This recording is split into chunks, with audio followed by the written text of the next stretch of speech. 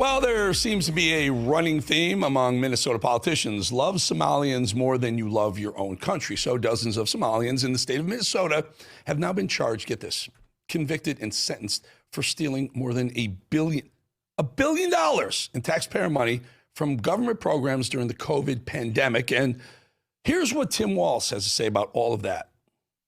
Do you take responsibility for failing to stop this fraud in your state?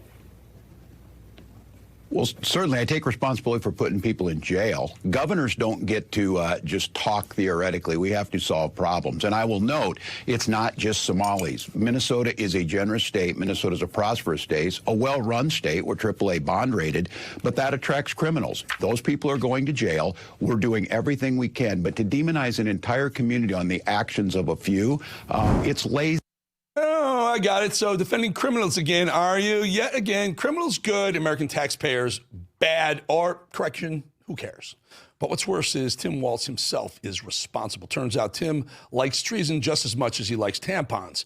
I'm old enough to remember when Tim was running alongside Cammie Harris and claimed that President Trump and Elon Musk had nefarious plans for America. That guy is literally the richest man in the world, spending millions of dollars to help Donald Trump buy an election. So in other words, Donald Trump, in front of the eyes of the American public, is promising corruption. That's what he's promising you. Turns out, calling the kettle black. Always, Tim almost got away with it, but it looks like the world is caving in on Timmy Walz. Even the New York Times didn't just point out the crime. They made it quite clear that this happened on Tim Walz's watch. And that's saying something. It's New York Times. But wait, there's more. The Minnesota Department of Human Services exposes Walz even more, and they said, quoting, Tim Walz is 100% responsible for massive fraud in Minnesota. We let Tim Walz know of fraud early on, hoping for a partnership in stopping fraud, but no, we got the opposite response.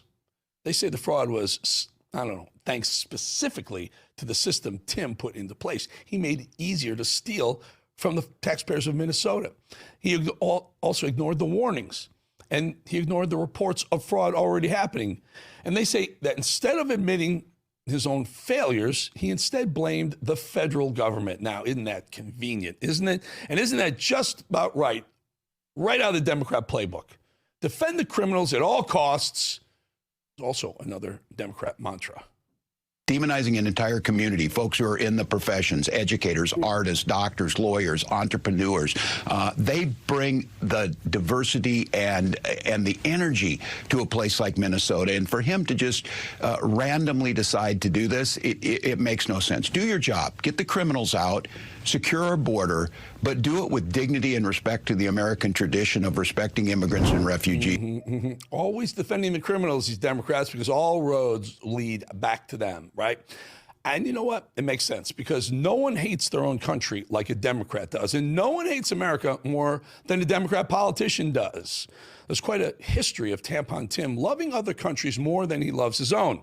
Just a reminder, Tampon Tim Walz taught school in China. He promoted Chinese communism to American students as a teacher.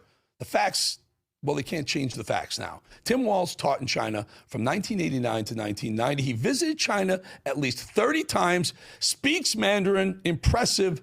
But get this, Tim Walz was married, coincidentally, or not, on the anniversary of Tiananmen Square massacre, and he also honeymooned where? In China.